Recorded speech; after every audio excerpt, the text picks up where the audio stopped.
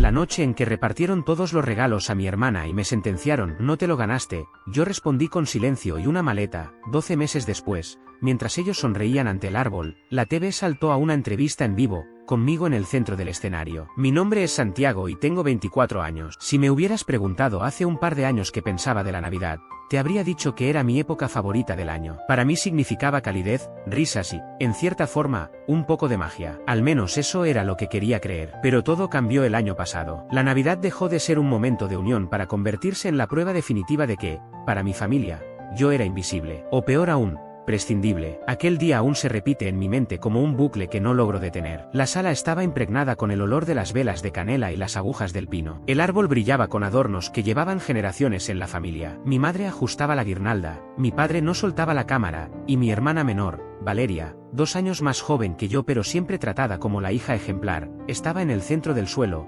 vibrando de emoción mientras todos amontonaban regalos a su alrededor. Yo permanecía sentado a un lado, con las piernas cruzadas, intentando ignorar el vacío que crecía en mi estómago. Al principio pensé que, quizá, en la prisa habían olvidado colocar mis regalos, o que simplemente estaban apilados de una forma que los hacía parecer inexistentes. Sin embargo, cuando todo estuvo desempaquetado y Valeria quedó rodeada de ropa, dispositivos electrónicos y joyas, mi madre se volvió hacia mí con un gesto indiferente y dijo: Santiago, este año no te ganaste nada. Esas palabras me atravesaron como un cuchillo helado. ¿Y mi padre? Con una sonrisa, añadió: quizá el próximo, si trabajas más duro, Después regresaron a reír con Valeria, que ya presumía su nuevo teléfono. Yo no discutí, no lloré, ni siquiera pregunté por qué. Me quedé quieto, con las manos sobre el regazo, mientras mi corazón golpeaba con tanta fuerza que temía que se escuchara. Por dentro, sin embargo, me estaba desmoronando, porque ellos sabían que yo trabajaba, sabían que, además de mis estudios universitarios, tenía un empleo de medio tiempo, sabían lo agotado que estaba por intentar salir adelante sin pedirles ayuda, pero nada de eso importaba. No era cuestión de esfuerzo, sino de favoritismo. Ese favoritismo que me había corroído desde la infancia, siempre viéndolos poner a Valeria en el centro de su universo, la talentosa, la promesa de éxito. Yo,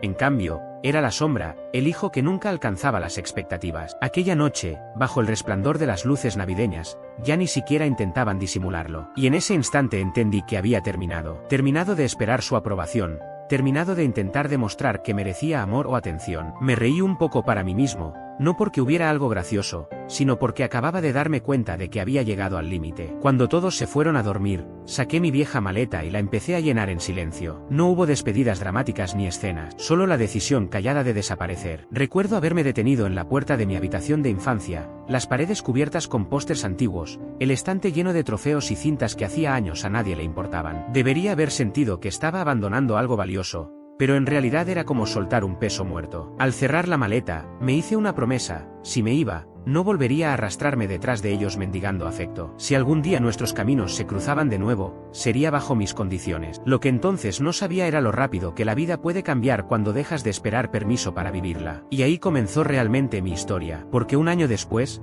mientras mi familia repetía la misma rutina navideña, cacao caliente, regalos solo para Valeria, risas ensayadas, la televisión en la esquina encendió un noticiero de última hora. Y allí estaba yo, bajo las luces de un estudio, sonriendo a la cámara. Pero antes de llegar a esa escena, debo contar cómo se desenvolvió todo entre aquellas 2 navidades, cada herida que me alejó más, cada instante que reforzó mi determinación y cada paso que me acercó a un lugar al que nunca creyeron que llegaría. Cuando salí de esa casa la noche de Navidad, arrastrando la maleta atrás de mí, pensé que en cualquier momento recibiría un mensaje, una llamada o, incluso, que alguien saldría corriendo para detenerme. Pero nada sucedió.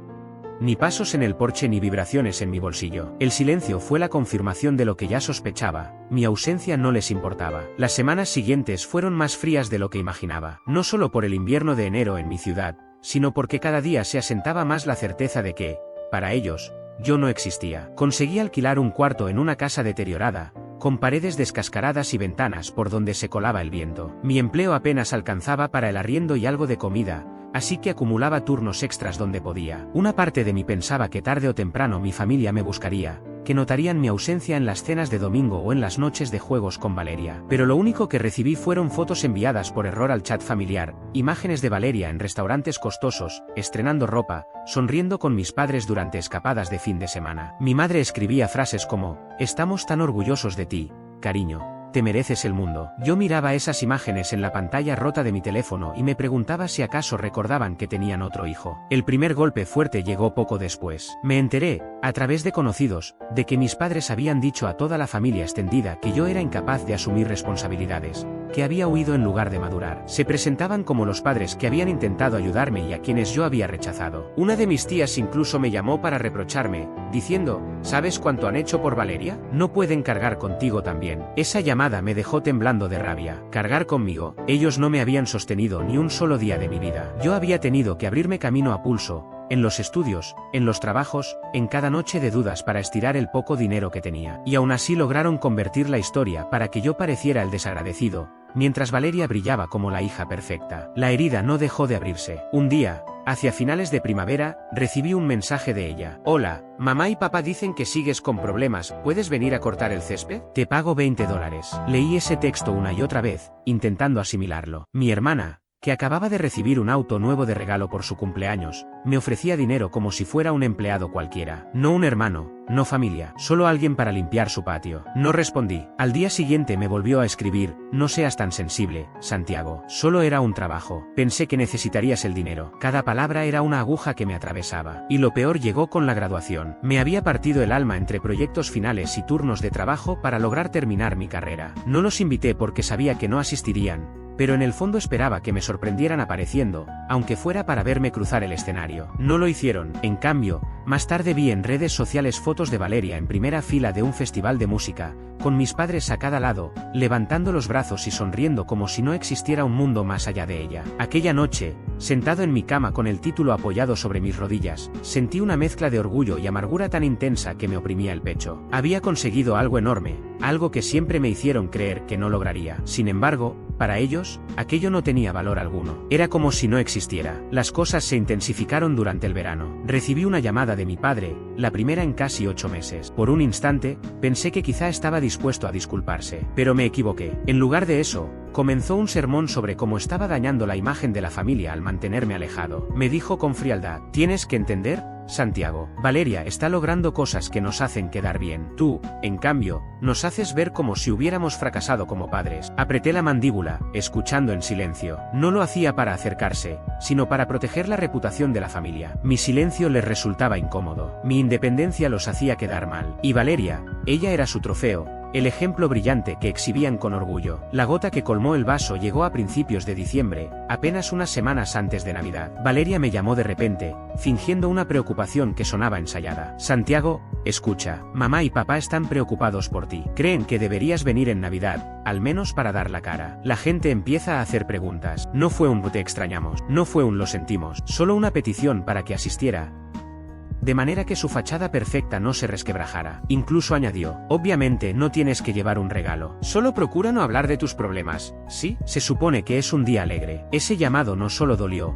confirmó todo lo que había sentido durante el año. Para ellos, yo no era familia, sino un accesorio, algo que se escondía cuando resultaba incómodo y se mostraba únicamente cuando era útil. Colgué sin decir nada, pero en mi interior, algo se encendió. Comprendí que no podía seguir permitiendo que controlaran el relato de mi vida. Me querían invisible, callado y pequeño. Pero ya no era ese muchacho que se sentaba con las manos vacías junto al árbol de Navidad. Aún no estaba listo para mostrar lo que había estado construyendo en secreto, pero sabía con certeza que, llegado el momento, no permanecería más en las sombras. Y ese momento se acercaba más rápido de lo que ellos imaginaban. Diciembre siempre había tenido un peso particular para mí, pero ese año era distinto. Las calles estaban iluminadas con guirnaldas, las vitrinas rebosaban de coronas y cintas, y cada canción en la radio me recordaba lo que ya no tenía. Llevaba meses trabajando en silencio, volcándome en un proyecto que no había compartido con nadie, algo que podía cambiar mi vida. Sin embargo, antes de ver los frutos de ese esfuerzo, recibí una puñalada que jamás esperaba, y vino de quienes se suponía debían protegerme. Todo comenzó de forma aparentemente inocente, una carta del banco notificándome que mi cuenta había sido congelada por actividades sospechosas. El pecho se me cerró al abrirla, con las manos temblando mientras leía. Habían realizado grandes retiros con mi información. Casi todo lo que había ahorrado ese año había desaparecido. Al principio pensé en un robo de identidad. Corrí a la sucursal con los papeles en la mano, solo para enterarme, tras la investigación, de que los movimientos estaban autorizados. No por mí, claro, sino por alguien que había tenido acceso a mis documentos. Entonces lo entendí. Meses antes, en un descuido, Había dejado en la casa de mis padres algunos papeles antiguos, declaraciones de impuestos, datos bancarios. Ellos siempre habían tenido la costumbre de husmear, pero nunca imaginé que lo usarían en mi contra. El golpe final llegó cuando el gerente del banco me informó que los accesos provenían de la dirección de mis padres. No recuerdo cómo salí de la sucursal, solo el eco vacío de mis pasos en la vereda y el rugido en mis oídos. Me habían quitado lo poco que había construido, me habían robado, su propio hijo. ¿Para qué? No tuve que esperar mucho para descubrirlo. Días después, Valeria me llamó. Su voz no transmitía vergüenza ni preocupación, sonaba soberbia. Santiago, dijo, alargando mi nombre como si reprendiera a un niño. Mamá y papá me contaron que estás molesto por el dinero. No exageres, se usó para algo importante. Tragué saliva, con la garganta seca, y le pregunté directamente qué quería decir. Su respuesta fue inmediata. Mi matrícula de posgrado. Dijeron que era lo justo. Total, tú no estabas aprovechando ese dinero. Deberías alegrarte de que ahora sirva para algo que vale la pena. En ese instante sentí que algo dentro de mí se partía. Había estado sobreviviendo con lo mínimo, trabajando hasta el cansancio, guardando cada moneda, y ellos lo entregaron a ella como si yo fuera solo una alcancía que podían romper cuando lo necesitaran. Mi voz, en lugar de gritar, salió firme y contenida. Ese dinero era mío, Valeria. Ella rió. Sí, rió. Por favor, no dramatices. ¿Acaso ibas a hacer algo grande con él? Siempre fuiste promedio. ¿No crees que es mejor invertirlo en mí, que realmente voy a llegar lejos? Esas palabras dolieron más que el robo. Ni siquiera se molestaba en disimular que, para ellos, yo era menos, que todo lo que hacía carecía de valor frente a su hija ejemplar. Cuando enfrenté a mis padres después, mi madre me habló con frialdad y mi padre con dureza. Ella dijo, Santiago, tuvimos que tomar una decisión. La educación de Valeria beneficia a toda la familia. Tus proyectos no son seguros, ya lo comprenderás cuando seas mayor. Mi padre añadió, y no lo conviertas en un drama. Te hemos apoyado de formas que ni imaginas. Es hora de que devuelvas algo. ¿Apoyado? Casi me reí en su cara. Nunca me habían ayudado en nada, y aún así justificaban robarle a su propio hijo para impulsar a su hija. La hija que ya lo tenía todo asegurado en la vida. Esa noche me quedé sentado en el suelo de mi habitación, mirando el saldo vacío de mi cuenta bancaria. El aire se sentía más helado que cualquier viento invernal, y cada respiración salía entrecortada, como si el frío viniera de adentro. Mi cabeza giraba sin control entre la rabia y la desesperanza. En ese instante entendí que cualquier ilusión de reconciliación con ellos había muerto. Si eran capaces de arrancarme lo único que había conseguido con tanto esfuerzo, entonces no quedaba nada entre nosotros. No era solo traición, era borrarme por completo. Con cada palabra y cada acción me decían que yo no contaba, que mi trabajo, mi sudor y mis sacrificios no valían nada frente al futuro de Valeria. Y sin embargo, en medio de esa oscuridad, algo se encendió en mí. No era solo enojo, era determinación. Si pensaban que yo era mediocre, que siempre estaría por debajo de ella, que podían exprimir lo poco que tenía hasta dejarme vacío y luego desecharme, se habían equivocado. No sabía cómo ni cuándo, pero me juré en ese momento que la próxima vez que me vieran no sería el mismo muchacho al que despreciaban. Sería alguien imposible de ignorar, alguien cuya presencia cortara sus sonrisas de suficiencia como un vidrio afilado. Mientras se acercaba la Navidad,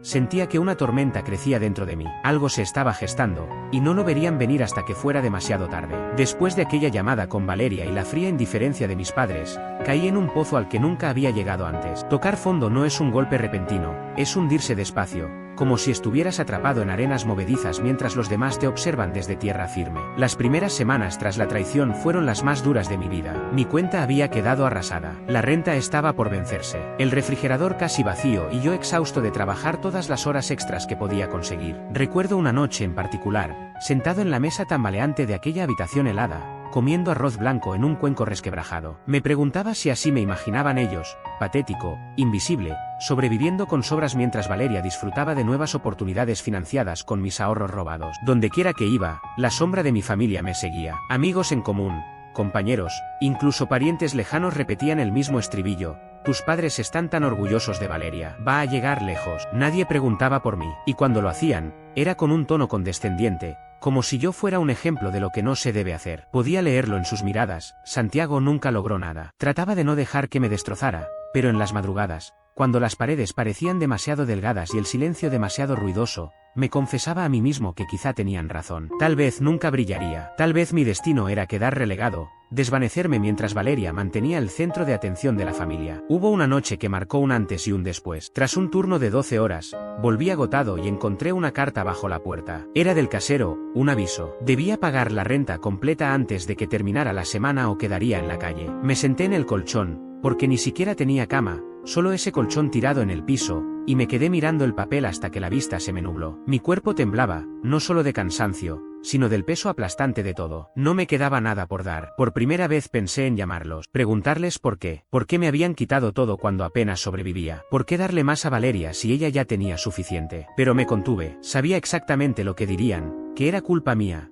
que no me esforzaba lo suficiente, que debía ser más inteligente, más parecida a ella. Y si me atrevía a rogarles, aunque fuera por un poco de ayuda, solo reforzaría su discurso: Santiago no puede con la vida sin nosotros. Así que no marqué su número. Me quedé en la oscuridad, dejando que la rabia hirviera bajo la tristeza. Fue esa furia la que me mantuvo de pie, la que evitó que me desmoronara por completo. Los días siguientes fueron una sucesión de trabajo, cansancio, comidas saltadas y el miedo constante a ser desalojado. Sin embargo, entre tanta miseria, apareció algo inesperado: claridad. Cuando te despojan de todo, dinero, familia, reputación, empiezas a ver la vida con otros ojos. Comprendí que mis padres ya habían hecho el peor daño posible. Estaba en el fondo del pozo, y si me quedaba ahí, ellos ganaban. Pero si lograba escalar, aunque fuera lento y doloroso, cada centímetro conquistado sería únicamente mío. Entonces comencé a escribir. Al principio eran solo garabatos en un cuaderno viejo, fragmentos de pensamientos que no podía expresar en voz alta. Escribí sobre los años de favoritismo,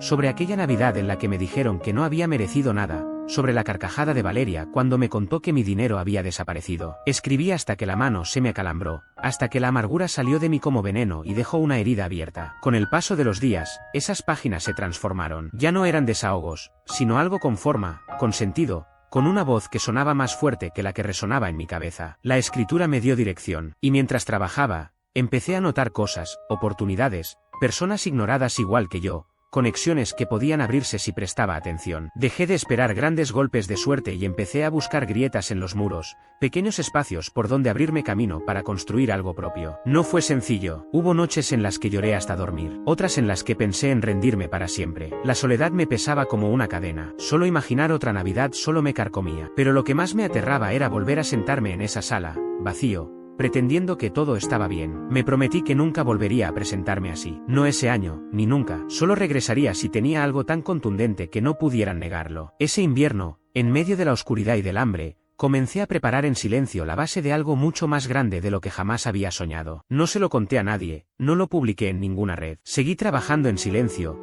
mientras todos creían que me estaba apagando, que estaba fracasando. Y tal vez, en cierta forma, así era. Pero bajo todo ese dolor, bajo el cansancio y la desesperación, estaban creciendo semillas. Semillas que tardarían en florecer, pero que nacieron de la traición y del fondo en el que me habían dejado. Semillas que con el tiempo me llevarían a una luz tan intensa que ni mi familia podría fingir que no existía. El invierno siguió su curso y yo continué con la cabeza baja, resistiendo cada día. Pero cuando llegó el nuevo año, algo cambió dentro de mí. Tal vez era el agotamiento de sentirme impotente, tal vez la rabia que se había enfriado hasta convertirse en algo más afilado. Me di cuenta de que no podía vivir eternamente en modo supervivencia. Si mis padres y Valeria me habían quitado todo, entonces ya no tenía nada que perder. Y esa idea, por extraña que sonara, me dio un tipo de libertad. Ese cuaderno en el que garabateaba se convirtió en mi salvación. Lo que empezó como rabia escrita a golpes terminó transformándose en escritura con estructura, en palabras con un rumbo. Vertí mi alma en relatos sobre familia, favoritismo, traición y resistencia. Al principio no lo vi como algo importante,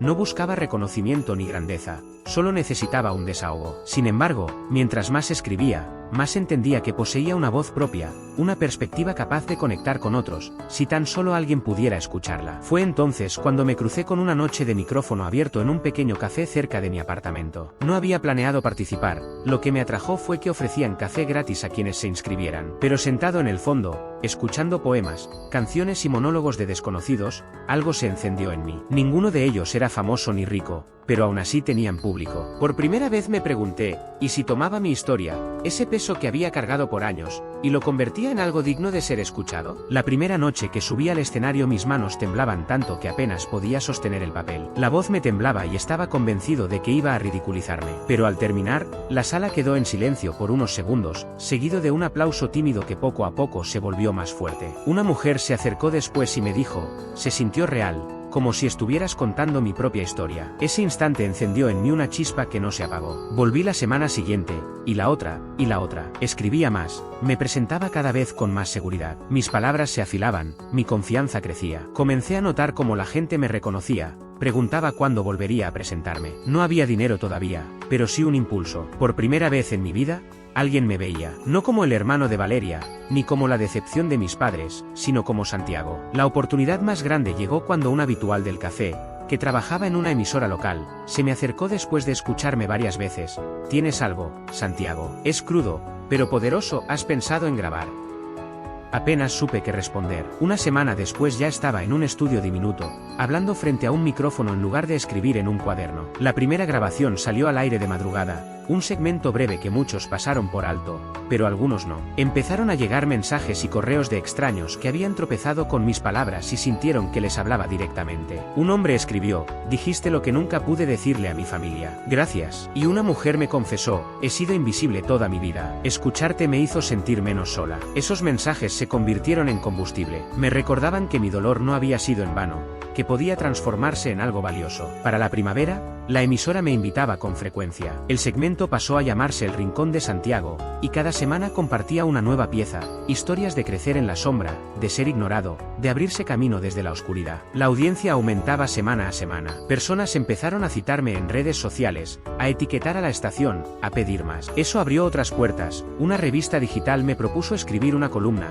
luego un podcast me invitó a una entrevista. Llegué nervioso, inseguro de si merecía estar allí, hasta que el conductor, en plena grabación, me dijo: Santiago, tu historia tiene poder. En ese momento entendí que estaba entrando en un terreno mucho más grande de lo que jamás imaginé. El dinero comenzó a llegar, poco al principio, pero suficiente para cambiar mi vida. Pagué la renta a tiempo, llené el refrigerador, incluso compré un escritorio de segunda mano para dejar de escribir en la cama. Cada pequeño avance era monumental, no por el objeto en sí, sino porque sabía que lo había logrado yo solo, sin favores, sin favoritismos, solo con mis palabras. Aún así, seguía mirando de reojo a mi familia, no por nostalgia, sino porque necesitaba estar al tanto. En redes sociales, Valeria publicaba fotos de su vida privilegiada, la residencia costosa en la universidad, viajes académicos al extranjero, siempre abrazada por mis padres con sonrisas orgullosas. Cada descripción rezumaba apoyo: nuestra estrella, nuestra futura líder. Palabras que jamás habían sido dirigidas hacia mí. Pero en lugar de derrumbarme, esas imágenes me alimentaban. Cada sonrisa, cada frase de orgullo hacia ella era una chispa más que me impulsaba a seguir construyendo algo auténtico, algo imposible de arrebatar. Al final del año, mi columna ya era de las más leídas en la revista, y el segmento radial pasó a horario estelar. Entonces recibí un correo que me dejó helado, una invitación a una entrevista televisiva en vivo, transmitida a nivel nacional. Querían que compartiera mi historia, mi recorrido desde la invisibilidad hasta encontrar mi voz. Me quedé horas mirando la pantalla, con el pecho oprimido. Ese era el momento que me había prometido a mí mismo cuando me fui de la casa con una simple maleta. No volvería como el hijo ignorado, regresaría brillando bajo mis propios términos. Lo curioso fue que la fecha de la transmisión coincidía con la víspera de Navidad, justo cuando mi familia estaría decorando la casa y envolviendo regalos para Valeria. Ese año, por primera vez, la Navidad iba a ser mía. El correo seguía abierto, con las palabras invitación a transmisión nacional en vivo brillando en la penumbra de mi pequeño apartamento como un faro. Al principio pensé que era un error, yo en la televisión, pero mientras lo releía, lo entendí. No buscaban un político pulido ni una celebridad. Me querían a mí, mi voz, mi verdad. Me recosté en la silla, mirando el techo agrietado, y sentí el peso de todo lo que me había traído hasta ahí. Un año atrás estaba sentado en la sala de mis padres, con las manos vacías, viendo a Valeria abrir montañas de regalos. Ahora tenía la oportunidad de hablar frente a millones, no solo para contar mi historia, sino para tomar control de ella. Comprendí entonces que ya no se trataba solo de mí, era la ocasión perfecta para dejar en evidencia lo que ellos intentaron ocultar durante tanto tiempo. Y también entendí que la venganza no consistía en reaccionar con rabia inmediata, sino en paciencia, precisión y en preparar un escenario donde, cuando al fin se levantara el telón, no hubiera escapatoria para quienes me habían herido. Durante las semanas siguientes, trabajé de la mano con los productores para afinar cada detalle. Querían que compartiera mi historia, que relatara cómo había pasado de ser invisible a convertirme en alguien con influencia. Les entregué borradores, relatos, fragmentos que había escrito en mi cuaderno. Cada vez que los leían, veía en sus ojos un brillo distinto. Esto es real, esto es lo que la gente necesita escuchar, decían. No solo me estaban dando un espacio en un programa, Me estaban ofreciendo un escenario que yo podía moldear como quisiera. Al inicio pensé en suavizar los hechos, contar una versión edulcorada, algo general que no levantara demasiadas tensiones. Pero entonces vinieron a mi mente recuerdos demasiado claros para ser ocultados, la risa de Valeria cuando me dijo que mi dinero servía mejor para su educación que para mí, las palabras de mi padre acusándome de hacerlos quedar como fracasados, y aquel diciembre en el que mi madre me miró a los ojos y me aseguró que yo no había conseguido nada. No eran escenas difusas, eran tajantes, dolorosamente nítidas. Si las suavizaba, estaría protegiendo precisamente a quienes habían hecho lo imposible por borrarme. Así que no lo hice. Al contrario, las agudicé. Escribí y reescribí hasta que cada palabra ardía sobre la página. Mientras tanto, el mundo a mi alrededor comenzó a cambiar de maneras que jamás imaginé. Mi segmento en la radio creció tanto en audiencia que aparecieron patrocinadores locales interesados. Me invitaron a conferencias, mesas de debate y entrevistas en pocas. Cada paso sumaba un nuevo ladrillo a mi reputación, un recordatorio de que ya no era el muchacho al que podían ignorar. Y con cada artículo y cada titular, se hacía más difícil para mi familia sostener la farsa de que yo no existía. Entonces ocurrió lo inesperado. Una semana antes de la entrevista en vivo, recibí una llamada de uno de los productores. Santiago, queremos convertir esto en nuestro especial de Nochebuena. Queremos destacar tu historia, tu escritura, tu recorrido, y transmitirlo en directo, justo en la noche en la que mi familia estaría reunida alrededor del árbol, con Valeria disfrutando del protagonismo que siempre había tenido, mientras yo estaba destinado a quedar relegado otra vez. Cuando colgué, casi solté una carcajada. El universo me estaba regalando el escenario perfecto. Pero aparecer no bastaba, si iba a hacerlo, tenía que tener impacto. Tenía que asegurarme de que al verme en esa pantalla, ellos no solo me reconocieran, sino que sintieran como el suelo se les movía bajo los pies. Así que comencé a prepararme con rigor. No era solo para la entrevista, era para ese instante decisivo. Practiqué mis palabras hasta altas horas de la noche, caminando por mi diminuto cuarto hasta desgastar el piso. Edité mis relatos una y otra vez para que cortaran como cuchillas, para que retrataran con crudeza lo que significaba ser ignorado, despojado y humillado. No mencioné nombres directos, pero cualquiera que supiera la verdad los identificaría sin dificultad. Quería que se removieran en sus asientos, obligados a reconocerse en mis palabras. Con los días, entendí algo más profundo. Durante años, ellos habían tenido el control del relato, contaban a los parientes que yo era irresponsable, a los vecinos que era perezoso, y a ellos mismos que era un fracaso. Pero ahora yo estaba a punto de arrebatarles ese poder frente a un público que no podían silenciar. Esta vez, mi historia se contaría bajo mis condiciones. No era venganza en el sentido clásico, era reivindicación. Era asegurarme de que la verdad sonara más fuerte que sus mentiras. Y a medida que se acercaba la Navidad, la tensión se acumulaba. Valeria llenaba las redes sociales con fotos, nuevos vestidos, fiestas, publicaciones sobre las tradiciones familiares. Mis padres comentaban cada publicación con la misma devoción de siempre. Desde fuera, cualquiera pensaría que eran una familia perfecta. Quizás otro año más habrían mantenido esa ilusión intacta. Pero no este, no con las cámaras encendidas, no con el mundo observando, no conmigo bajo los reflectores. Por primera vez, no temía la Navidad, la esperaba con ansias. La Nochebuena llegó con un silencio peculiar. La ciudad brillaba con luces, una capa ligera de nieve cubría las aceras, y las familias caminaban con bolsas de compras mientras reían. Para muchos era una noche de consuelo y costumbre. Para mí, era la noche que había estado afilando en secreto durante todo un año. El estudio olía a café y a cables recalentados por los equipos. Los técnicos corrían para ultimar detalles mientras yo esperaba en la sala verde con mi cuaderno abierto sobre las piernas. Ya no lo necesitaba. Cada línea y cada pausa estaban grabadas en mi memoria tras noches interminables de ensayo. Una productora asomó la cabeza y me dijo: 10 minutos, Santiago. Sentí un vuelco en el estómago, pero no era miedo.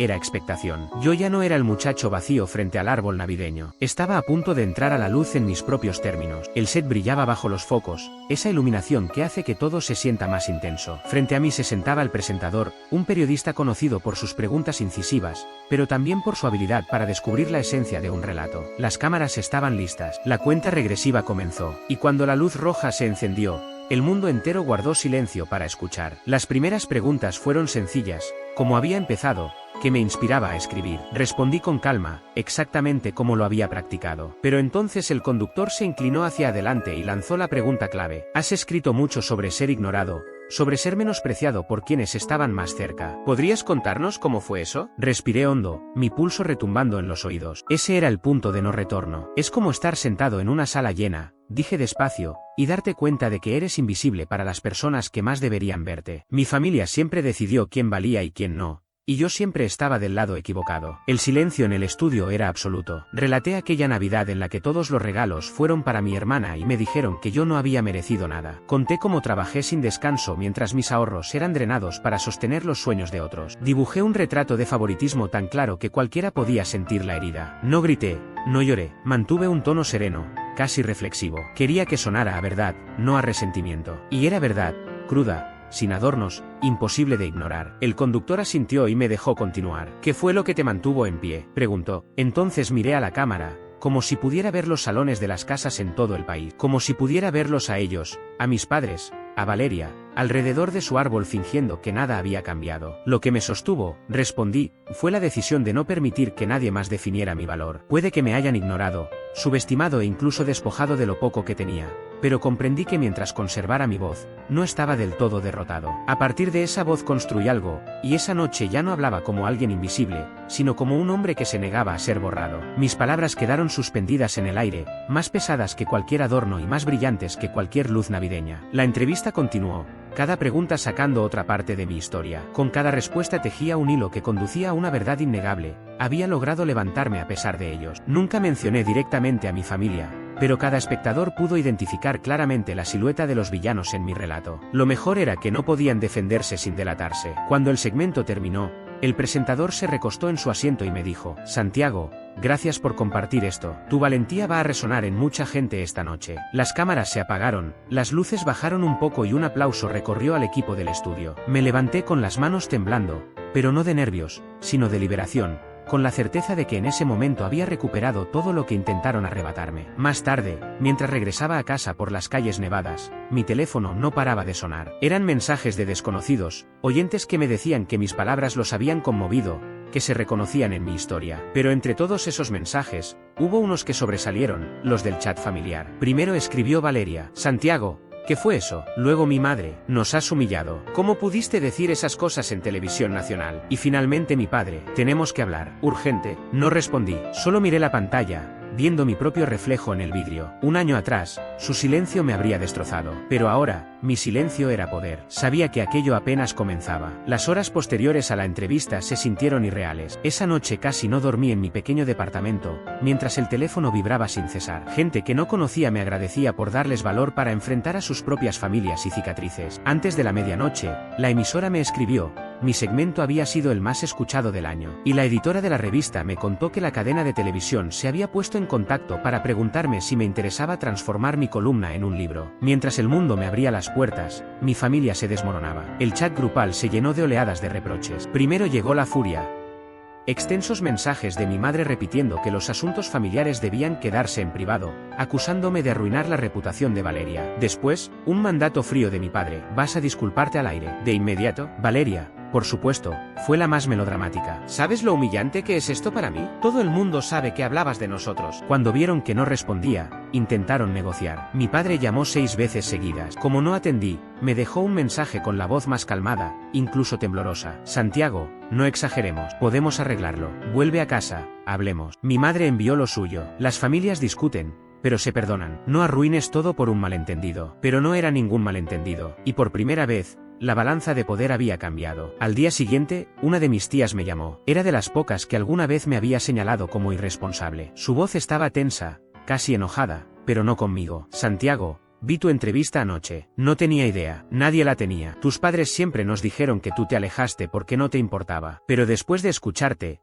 todo encaja. Lo siento, ahora te creo. Pronto la noticia corrió entre los parientes. Las mentiras de mis padres comenzaron a derrumbarse. Se preguntaban por qué Valeria siempre había recibido todo y por qué a mí me habían pintado como un fracaso, cuando en realidad había estado trabajando, luchando y sobreviviendo. Primos que llevaban años sin hablarme me escribieron con apoyo. Tíos que antes alababan los logros de Valeria guardaron silencio. El pedestal que le habían construido empezaba a resquebrajarse. Mientras tanto, mi carrera se disparaba. Esa entrevista en vivo se volvió viral, compartida y citada en todas partes. Llegaron invitaciones a conferencias, podcast, colaboraciones. La voz que quisieron apagar se había convertido en un eco imposible de controlar, y mi familia enfrentaba las consecuencias. Los compañeros de clase de Valeria murmuraban a sus espaldas, recordándole que era la hermana que se había quedado con los ahorros de su hermano. Incluso algunos profesores le preguntaron si la historia era cierta. Mis padres, antes respetados en la comunidad, ahora recibían preguntas veladas sobre favoritismos y sobre cómo habían apoyado al hijo equivocado. La imagen perfecta de familia ejemplar, con la hija modelo, se desmoronaba. No porque yo gritara, sino porque hablé con calma, con claridad y con la verdad. Pasaron las semanas y las llamadas de ellos disminuyeron. La furia se transformó en silencio,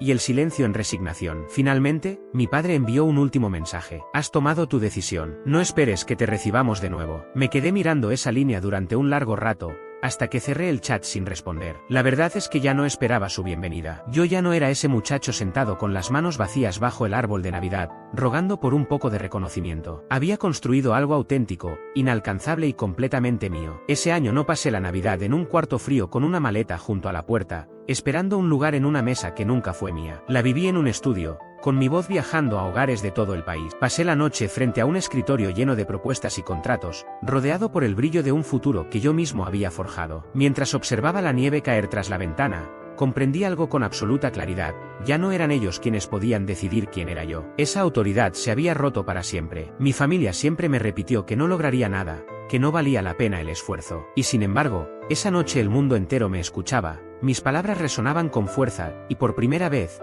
no sentí la necesidad de que nadie me validara. Levanté la vista, respiré hondo y me dije en silencio: no necesito su aprobación, porque ya conquisté lo único que importa, mi libertad y mi voz.